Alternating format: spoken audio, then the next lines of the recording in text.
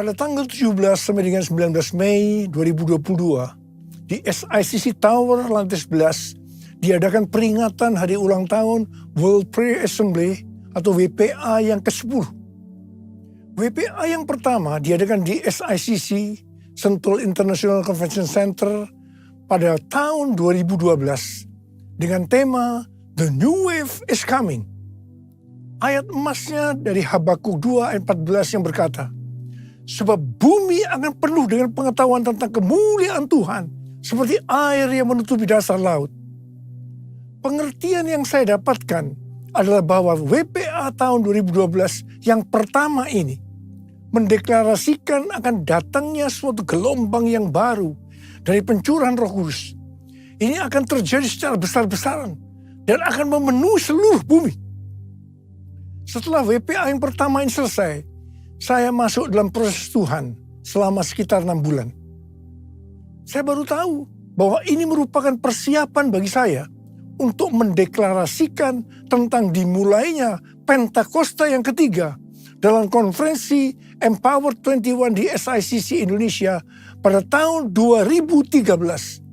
Jadi sekitar 1 tahun setelah diadakannya WPA yang pertama.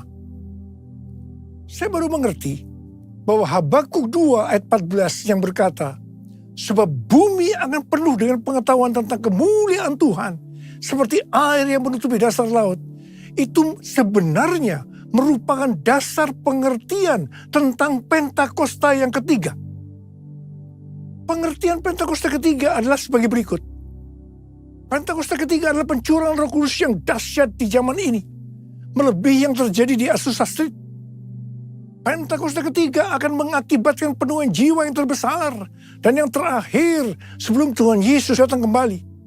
Pentakosta ketiga akan membangkitkan generasi Yeremia, yaitu anak-anak muda yang dipenuhi Roh Kudus, cinta mati-matian kepada Tuhan Yesus, tidak kompromi terhadap dosa, dan akan bergerak untuk memenangkan jiwa.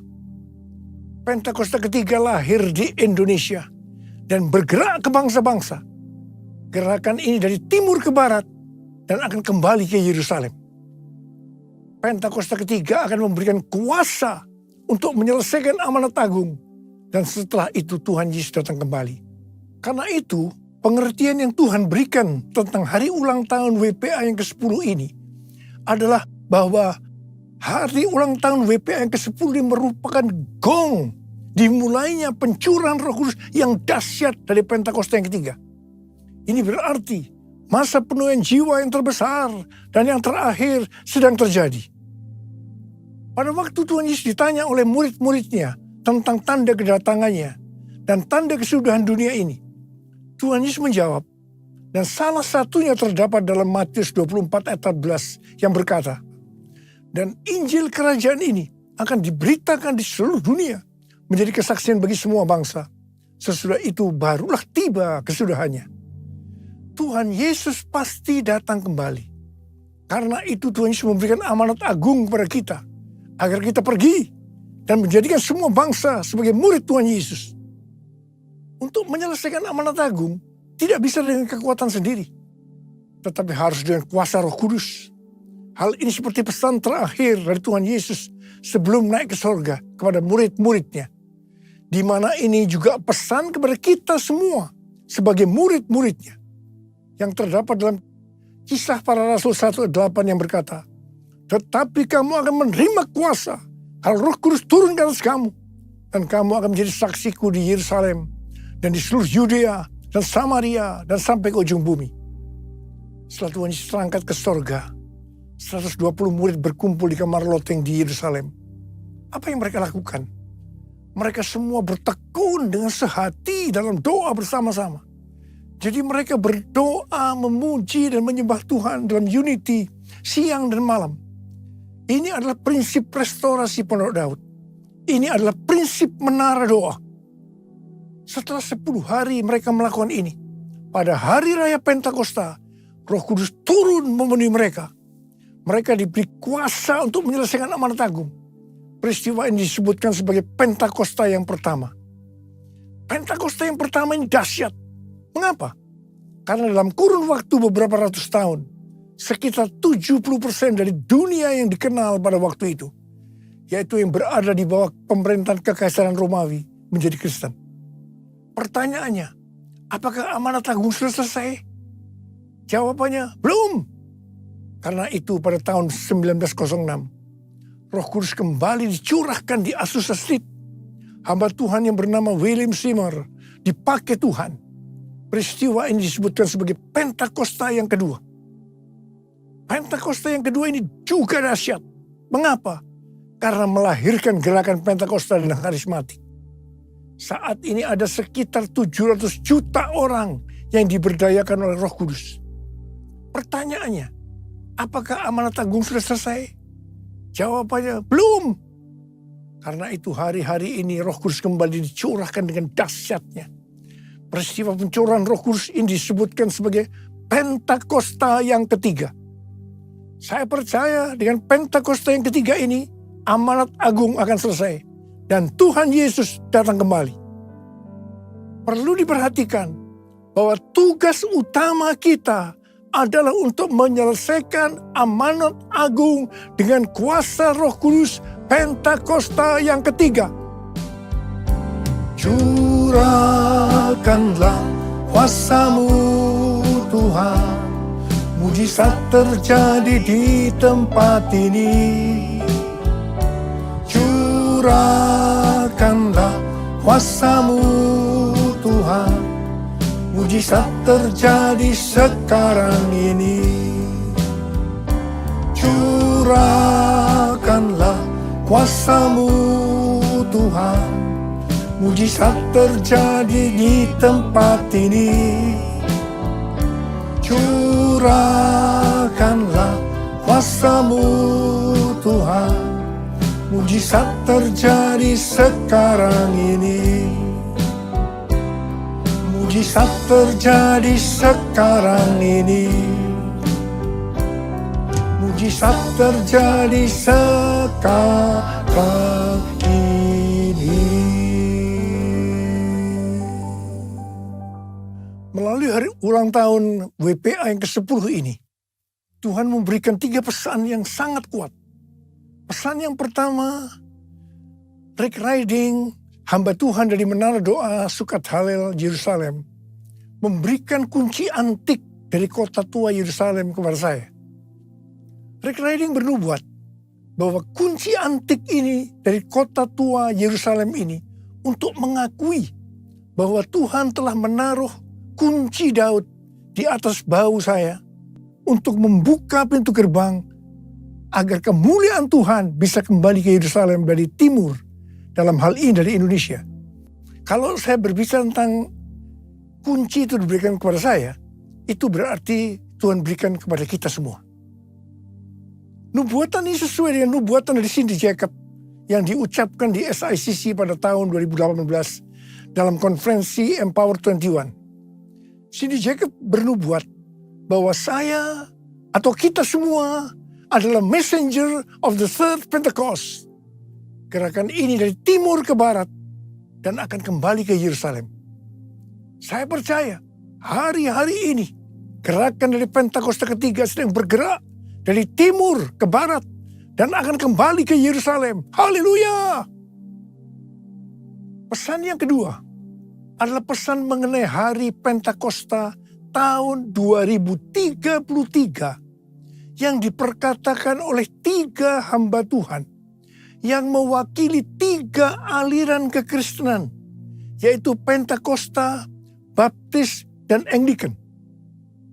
Billy Wilson dari aliran Pentakosta mewakili Empower 21 dan Oral Roberts University atau ORU menyampaikan visi dari Empower 21.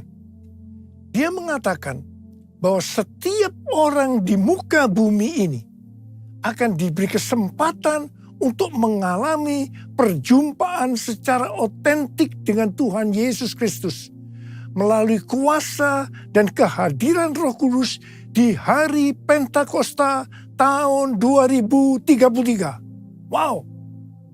Harap diperhatikan bahwa ini tidak berarti yang berjumpa dengan Tuhan Yesus pasti percaya kepada Dia. Tetapi mereka diberi kesempatan untuk memilih percaya atau tidak. Yang kedua, Rick Warren, seorang pendeta senior dari Saddleback, California Selatan, dari denominasi Southern Baptist Convention, juga berbicara tentang Pentakosta tahun 2033. Dia berkata tahun 2033 ada sebagai goal, tujuan, target untuk menyelesaikan amanat agung. Mengapa tahun 2033? Penjelasannya sebagai berikut. Sekarang kita berada di tahun 2022 Masehi atau Anno Domini yang disingkat AD atau AD yang berarti 2022 tahun sejak kelahiran Tuhan Yesus Kristus.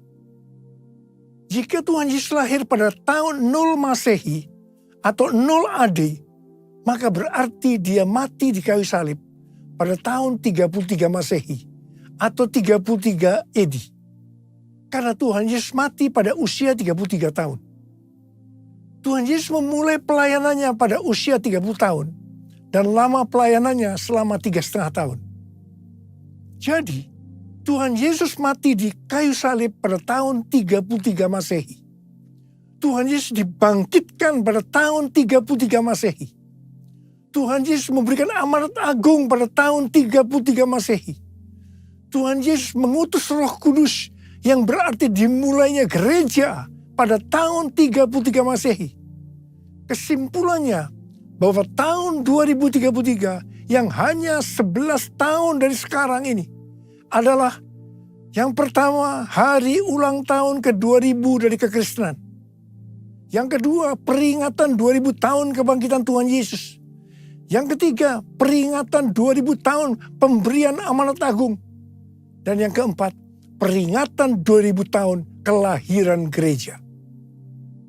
Hamba Tuhan yang ketiga yaitu Nicky Gamble, seorang pendeta dari gereja Anglican dan juga sebagai founder Alpha Course, berkata bahwa tahun 2033 menjadi tahun yang unik bagi orang Kristen. Tahun ini menjadi tonggak yang penting bagi kegerakan-kegerakan yang ada. Tahun 2033 adalah hari ulang tahun ke-2000 kebangkitan Kristus. Roh Kudus memimpin untuk memastikan setiap orang di muka bumi berkesempatan mendengarkan Injil. Ketika saya mendengar pesan Tuhan melalui 3 hamba Tuhan yang mewakili 3 aliran kekristenan, yaitu Pentakosta, Baptis, dan Anglican, terus terang saya tersentak. Sebenarnya saya sudah mendengar tentang pesan ini sejak tahun 2010, yaitu melalui Empower 21, karena saya adalah co-chair dari Empower 21 Asia bersama Pastor Lawrence Kong dari Singapura. Terus terang ketika saya mendengarkan untuk pertama kali, saya meresponi hal ini biasa-biasa saja. Karena saya belum mendapatkan pengertiannya.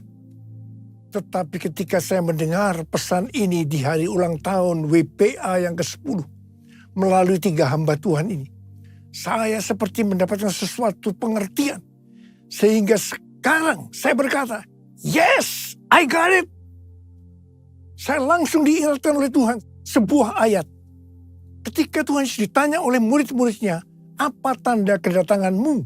Dan yang kedua kali, dan tanda kesudahan dunia ini, Tuhan Yesus menjawab, yang salah satunya dari Matius 24 ayat 14 yang berkata, dan Injil kerajaan ini akan diberitakan di seluruh dunia, menjadi kesaksian bagi semua bangsa. Sesudah itu barulah tiba kesudahannya. Ini dapat diartikan bahwa setelah amanat agung selesai, maka baru tiba kesudahannya. Harap diperhatikan bahwa ayat ini tidak berbicara pada saat amanat agung selesai, Tuhan Yesus langsung datang di saat yang bersamaan. Tetapi yang dimaksudkan adalah bahwa Tuhan Yesus akan datang kembali. Apakah itu 1 hari, 1 minggu, 1 bulan, 1 tahun, atau beberapa tahun setelah amanat agung selesai? Hanya Bapa yang tahu. Katakan amin. Yang pasti, Pentakosta tahun 2033 yang berarti 11 tahun lagi, Ini merupakan pemicu supaya kita lebih sungguh-sungguh, lebih serius untuk melakukan tugas utama kita, yaitu untuk menyelesaikan amanat agung. Yang saya rasakan bahwa hari-hari ini, hati saya lebih berkobar-kobar untuk menyelesaikan amanat agung. Saya berdoa agar kita semua yang sudah mendengarkan pesan ini akan berkata, "Yes, I got it. Jesus, I believe in you. Jesus, I belong to you. You're the reason that I live, the reason that I sing. Jesus, I believe in you. Jesus, I belong to you. You're the reason that I live, the reason that I sing. With all I am, I will worship you. I will worship you. I will worship you, Jesus. Jesus. Jesus.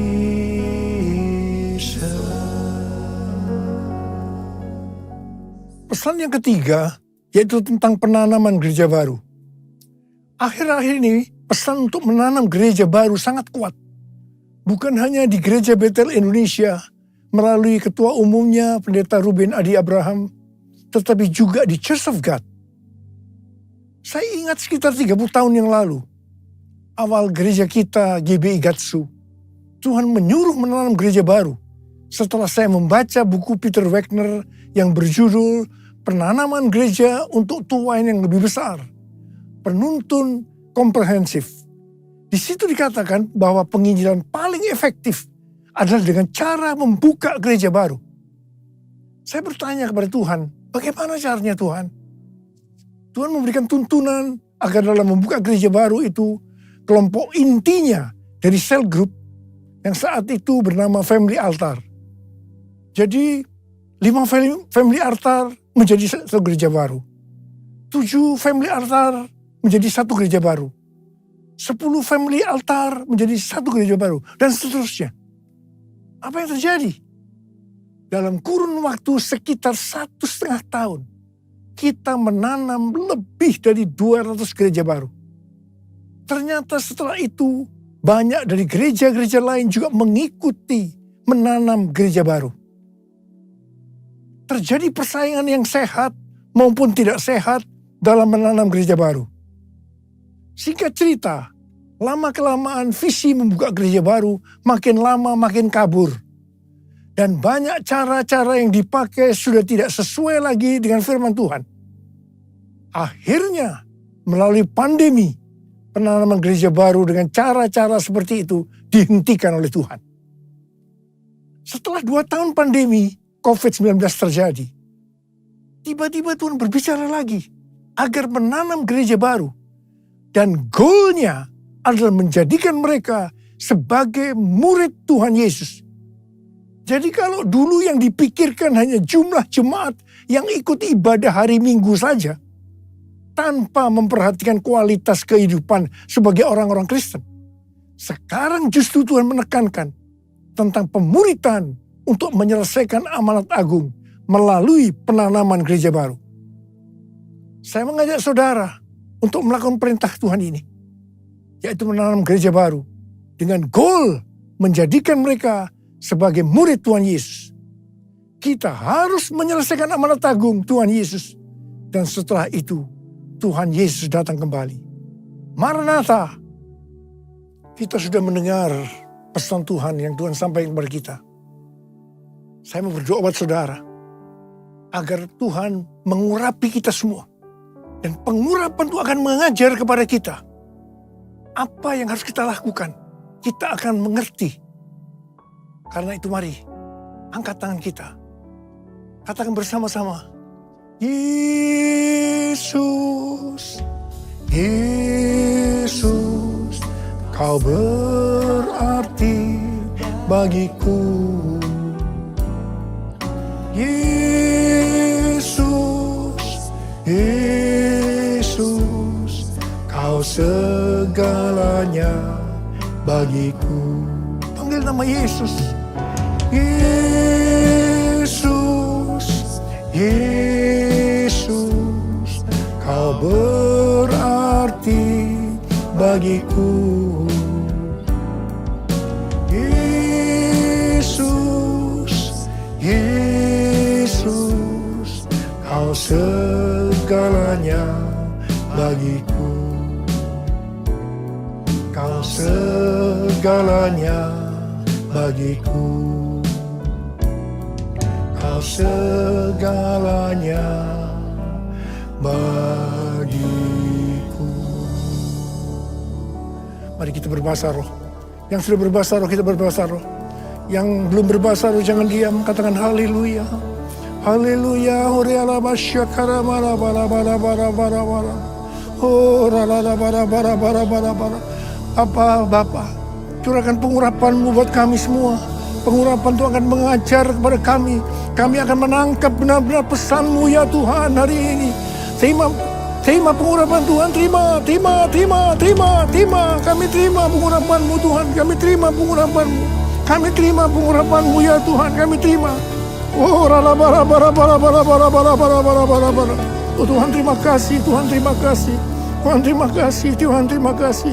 Terima kasih dalam nama Yesus. Dalam nama Yesus. Amin. Mari saudara, kita akan masuk dalam perjamuan kudus. Kita akan mengingat ayat ini.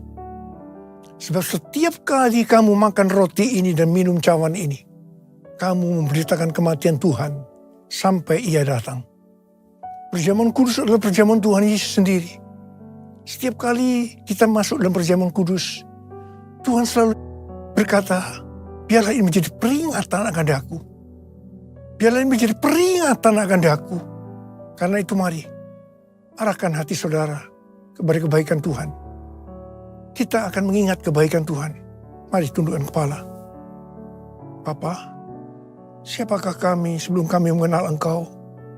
Kami semua orang berdosa. Upah dosa adalah maut, mati. Tapi Engkau yang tidak berdosa telah jadikan dosa oleh karena kami. Engkau harus turun dari sorga mulia, mati ganti kami dengan penderitaan yang luar biasa. Sungguh kalau kamu pikirkan betapa baiknya Engkau ya Aba. Engkau jadikan kami sebagai anak-anak-Mu. Engkau berkati, Engkau tuntun, Engkau bela, Engkau lindungi. Engkau tegur juga kalau kami salah. Itu Engkau ya Aba. Itu Engkau. Tuhan akan memberkati kita semua melalui perjamuan kudus. Tapi Tuhan mau kita makan dan minum dengan cara yang benar. Karena itu sekarang masing-masing berdoa. Introspeksi, lihat keadaan diri masing-masing. Jangan menyimpan dosa. Kalau saat ini ada dosa yang Tuhan ingatkan, langsung minta ampun. Ampuni kami Tuhan, ampuni Tuhan kami. Bapa, Kau melihat anak-anak-Mu yang sedang menyelesaikan segala sesuatu dengan Engkau saat ini. Kau rindu untuk memberkati kami. Bapa, layakkan kami untuk masuk dalam perjamuan kudus-Mu. Kami akan masuk dalam perjamuan kudus dengan hati yang penuh ucapan syukur. Dalam nama Yesus. Amin. Sekarang, mari kita angkat roti di tangan kanan kita tinggi-tinggi. Sebab apa yang telah kuteruskan kepadamu telah aku terima dari Tuhan. Yaitu bahwa Tuhan Yesus pada malam waktu Ia diserahkan mengambil roti.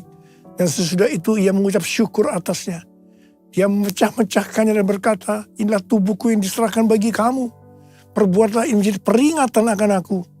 Sudah dikasih Tuhan, bukankah roti yang kita pecah-pecahkan ini adalah persekutuan kita dengan tubuh Kristus? Mari kita makan dalam nama Yesus.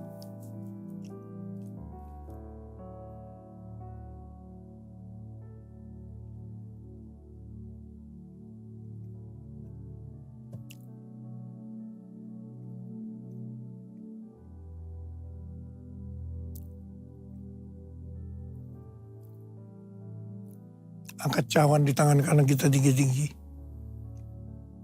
Demikian juga ia mengambil cawan sudah makan lalu berkata, cawan ini adalah perjanjian baru yang dimeteraikan oleh darahku. Perbuatlah ini. Setiap kali kamu meminumnya menjadi peringatan akan aku. So ini guys, Tuhan bukan cawan pengucapan syukur. Yang atasnya kita ucapkan syukur adalah persekutuan kita dengan darah Yesus. Mari kita minum dalam nama Yesus.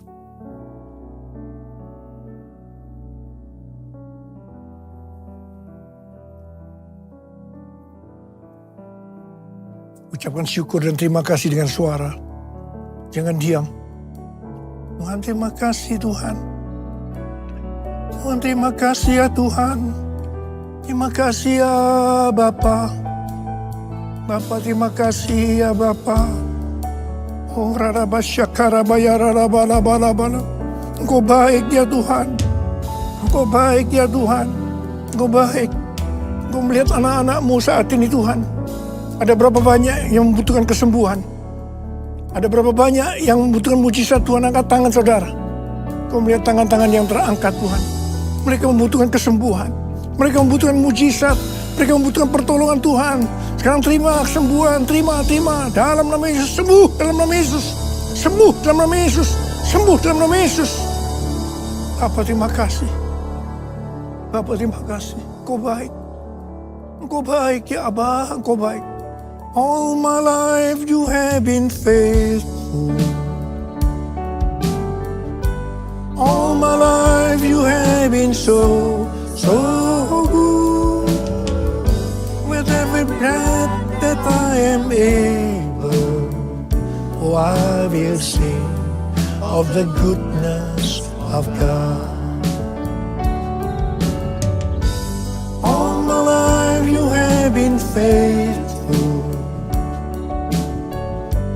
All my life you have been so good. With every breath that I am able, oh, I will sing of the goodness of God.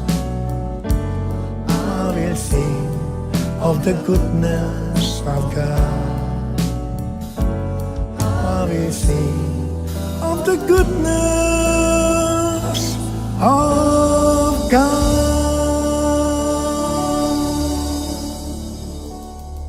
Sekarang terimalah berkat Tuhan. Kasih karunia yang berlimpah-limpah daripada Allah Bapa dalam Anak yang tunggal Yesus Kristus. Persekutuan yang manis dengan Roh Kudus menyertai saudara sekalian mulai hari ini. Sampai Tuhan Yesus datang menjemput kita di awan-awan dan bahkan sampai selama-lamanya. Yang percaya bersama-sama katakan, Amin.